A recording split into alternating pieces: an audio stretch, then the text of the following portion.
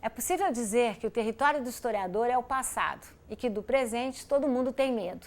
Afinal, dele, do presente, todos julgamos que somos mestres e donos. Esse não é o caso de Daniel Arão Reis, que vive e faz história do presente e analisa com primor e, como vocês verão, sem perder o bom humor, jamais.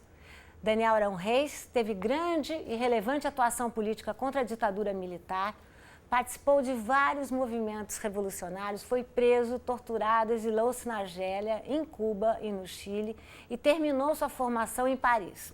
Voltou ao país com anistia em 1979 e entre 82 e 83 participou da fundação do Partido dos Trabalhadores. Acabou, porém, se afastando da militância, pelo menos direta, para investir na carreira acadêmica como pesquisador de ponta que ele é.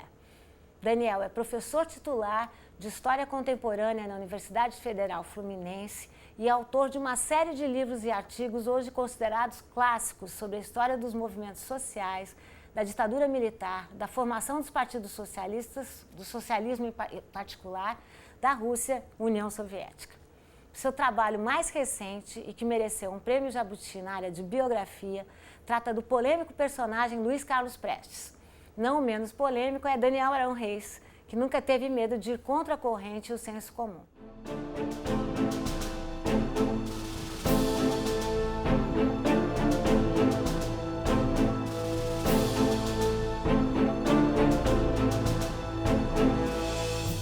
Daniel, uma beleza ter você aqui conosco. Muito obrigada. Sou eu que agradeço. Bom, queria começar te perguntando sobre ditadura. Né? Finalmente, a ditadura militar brasileira entrou na nossa pauta de preocupações, pelo menos ganhou uma faixa mais ampla da população brasileira. Mesmo assim, persiste uma certa mitologia política nacional que chama a nossa ditadura de ditabranda. Né?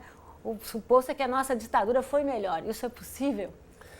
Eu acho que esse nome de ditabranda é muito infeliz, né? É tripudiar sobre todos aqueles que foram assassinados e torturados ou sofreram qualquer tipo de humilhação, sem contar o preço que a nação toda teve que pagar, porque uma nação nunca escapa impunemente de uma ditadura. Toda a discussão, toda a efervescência política e cultural que havia antes de 64 ficou muito prejudicada, tolhida, depois do golpe, né? E em função, sobretudo, depois do que viria de 68, né? Depois do ato institucional número 5.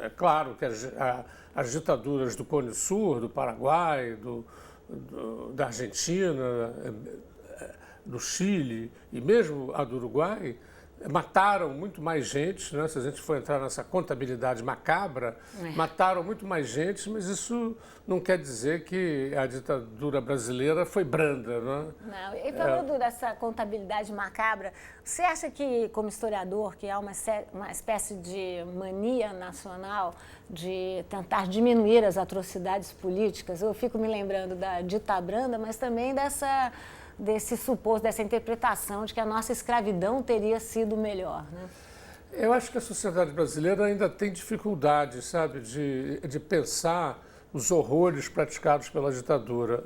Veja, por exemplo, a ditadura do Estado Novo, que teve também a tortura como política de Estado, matou muita gente, torturou muita gente, mas isso nunca virou um objeto de atenção nacional. No que diz respeito à ditadura mais recente, que foi instaurada em 64, e que também adotou a tortura como política de Estado, você tem, apesar da Comissão da Verdade, de ter iluminado essa questão de maneira bem clara, inclusive definindo responsabilidades, o que nunca houve em relação à ditadura do Estado Novo, apesar disso, eu penso que ainda há um problema na sociedade brasileira para encarar essa situação com a necessária atenção. Infelizmente, não foram as ditaduras políticas que inventaram a tortura no Brasil. A tortura já tinha uma longa tradição, e persiste.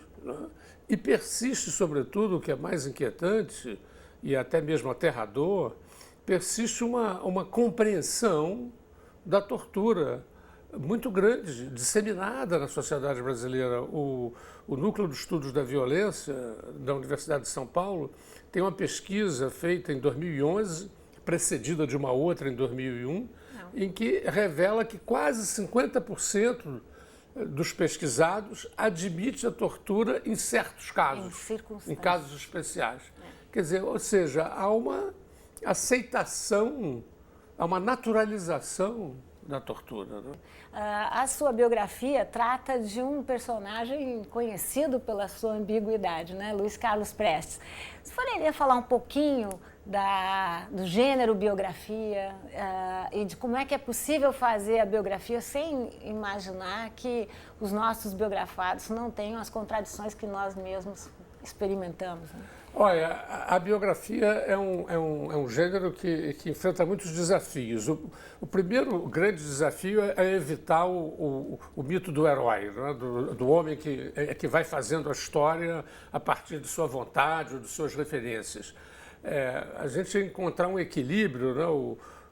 Sempre me inspirou uma orientação do Gramsci, do Antônio Gramsci, um grande intelectual italiano, que ele dizia: a biografia deve ser uma monografia de uma época, não é?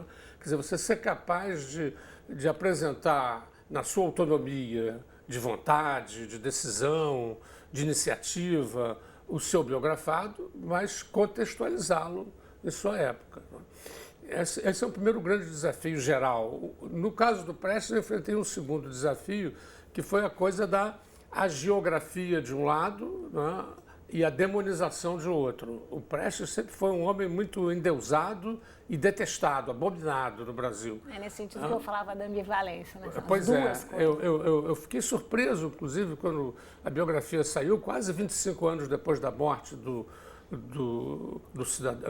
homem, do personagem, né?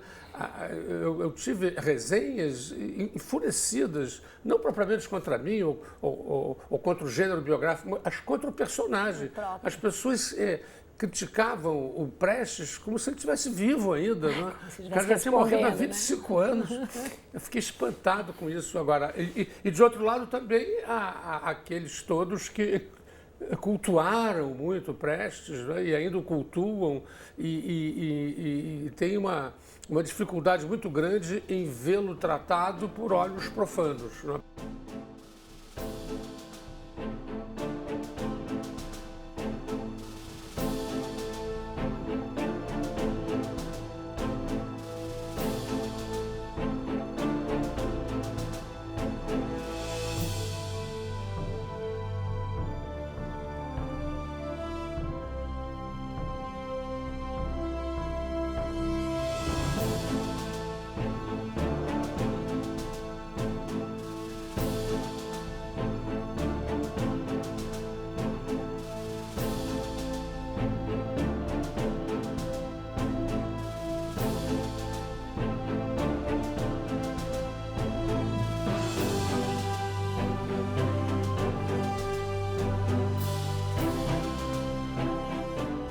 Vou mudar um pouco o eixo aqui da nossa conversa para falar um pouco, enfim, de que maneira, você que acompanha tanto a nossa história, de que maneira você diria que as conquistas da Constituição de 1988 vêm se ampliando ou não no momento presente, né? Como é que anda, na sua opinião, a nossa democracia? Pois é, por ocasião dos 50 anos da ditadura, né? Em 2014, agora recentemente, eu tive a ocasião de revisitar, eu escrevi um texto sobre a ditadura desde as suas origens até a Constituição de 1988, que é quando a gente pode considerar que um certo ciclo se concluiu, né? E a Constituição, apesar dos avanços registrados, isso não foi devidamente, na época, assumido por forças de esquerda significativas. Inclusive, no PT houve um movimento muito grande para que os deputados não assinassem a Constituição. E revisitando agora essa Constituição, me foi dado confirmar isso. Realmente você tem ali inclusive as forças conservadoras principais no Brasil se opuseram com muita virulência à Constituição, porque ela consolidou no texto, né, um conjunto de direitos sociais e políticos e culturais muito importantes. Agora, é claro que uma coisa é você escrever uma Constituição ou uma lei, a outra coisa é vê-la praticada, né? Sempre uma distância entre uma coisa e outra. E é preciso que a sociedade aí entre em cena, né, para que realmente faça validar. A Constituição nossa ainda tem muitos artigos não regulamentados. Há muitos céticos que dizem, enfim, pode-se fazer a melhor Constituição, porque se não há vontade política de realizá-la, ela continua lá, né? É possível usar o velho provérbio francês, você usa muito, plus ça change, plus la même chose, né? Quanto mais muda, mais fica igual, ou, enfim, o Brasil mudou? Eu acho que mudou, e positivamente. Hoje nós temos uma república sobretudo depois dos governos FHC e Lula, né, houve uma cessão das camadas populares, não só na participação da riqueza, mas na sua autolegitimação, autocelebração, né, negros, mestiços, povos indígenas, outras minorias, as mulheres, que no caso não são minorias, não, mas enfim, você tem aí minorias em termos de participação, um conjunto de aspectos novos e positivos. Agora, isso não quer dizer que eu quando fui participar desses debates de 2014, e muitas áreas de camadas populares, jovens, sobretudo, questionavam: existe democracia realmente no Brasil? Porque eles se queixam de que realmente são tratados, né, pela polícia como pessoas que não têm direitos, né? Então há realmente uma defasagem que é preciso reconhecer entre os direitos que as camadas médias e superiores têm e as camadas médias inferiores e as camadas populares têm. Mas, apesar disso, eu registro avanços importantes e a gente precisa consolidar, a gente precisa de democratizar a democracia. É isso que a gente precisa, e não dizer que não existe a democracia e que estamos na mesma, né? Não é uma avaliação razoável nem equilibrada, a meu ver, considerar que no Brasil atual estamos cumprindo o provérbio pessimista francês plus ça change, plus c'est la même chose. Bom, Daniel, é uma delícia conversar com você. Muito obrigada. Vocês viram como o Daniel usa a história para mostrar como a história do passado, ela está no presente. O presente está mais lotado de passado do que a gente pode imaginar. Queria agradecer demais a sua participação aqui. Sou eu que agradeço e espero bem que essa entrevista possa servir de estímulo aí para a gente democratizar a democracia. Democratizar a democracia. Esse é o grande desafio. Bom, a você de casa, muito obrigada pela audiência.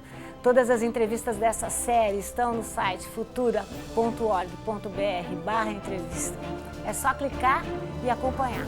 Até a próxima vez. Tchau.